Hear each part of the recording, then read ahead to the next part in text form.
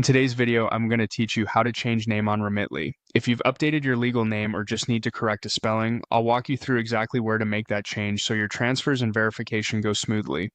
For the best results, have your government ID handy and plan to enter your name exactly as it appears there. That helps prevent delays or holds on future transfers.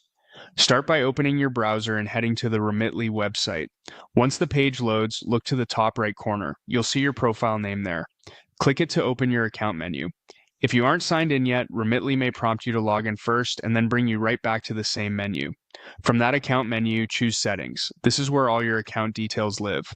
On the Settings page, select Profile Information.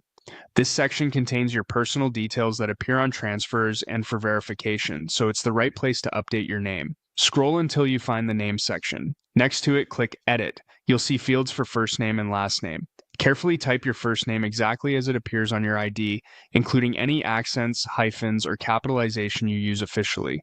Then do the same for your last name. Avoid nicknames or shortened versions. Your Remitly profile should match your legal documents to help ensure successful verification and timely deliveries. Before you save, take a moment to double-check spelling and spacing. Small typos can cause big headaches later, especially if your recipient's details or your payment methods need to align with your profile.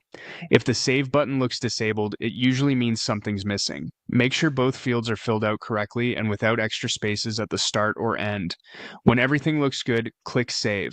Remitly may ask you to confirm the change, and in some cases you could be prompted to verify your identity if the update is considered significant. That's normal and helps keep your account secure. Once saved, your updated name will appear in your profile and will be used on future transfers.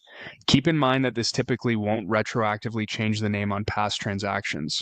That's it, your name is now updated. To recap, you went to the Remitly homepage, opened your profile menu, selected settings, went into profile information, found the name section, edited your first and last name, and saved your changes. Thanks for watching, and I hope this helped you make the update with confidence.